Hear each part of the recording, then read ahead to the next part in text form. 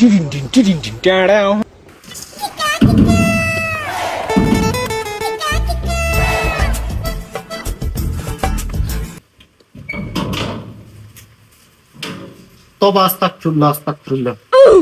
আব্বা আমি বাইগান। তুমি আবার কে? আরে আব্বা আমি তোমার ব্রাজিলিয়ান ছেলে। আরে বাবা, তোমার এই অবস্থা কেন? ভিতরে আসো।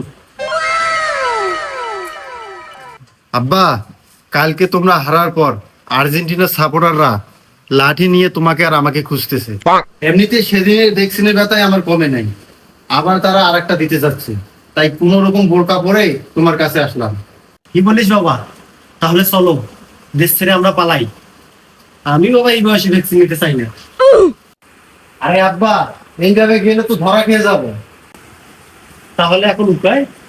উপায় একটা আছে, এই নাও তোমার জন্য একটা বোরকা নিয়ে আসছি, তাড়াতাড়ি পরে নাও, না জানি কখন আর্জেন্টিনার সাপোর্টাররা চলে আসে। বাইগান। হয়েছে, চলো তাড়াতাড়ি।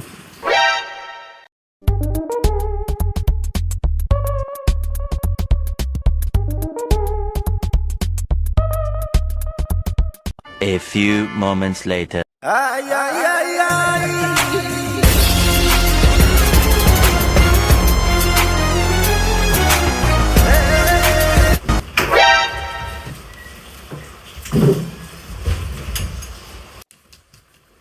কিরে বাপ ছেলে যে কেউ নাই, হালারা গেছে কই?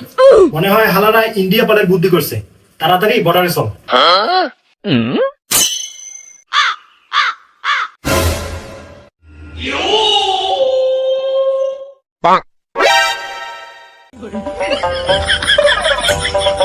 সামনে কিন্তু আর্জেন্টিনার গ্যাং ব্যাং আছে, তুই একটা কথা কবি না, ঠিক আছে?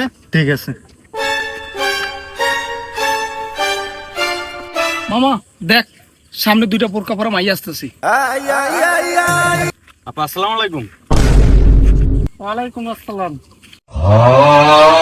কিরে কণ্ঠটা তো চিনে চিনে লাগতেছে। এ আপা একটু দাঁড়ান। বাইগান। এটা কিন্তু ঠিক করলা না। ধুর বেটা, নিজে বাঁচলে বাপের নাম।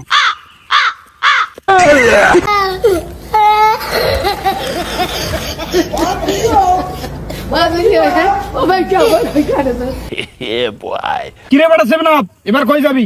তোর বাপ তো তোর রাইকে পালাইছে। এবার কই যাবি? এইবার কই যাবি?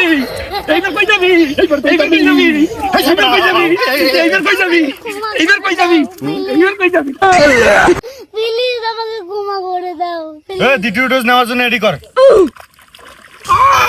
এনে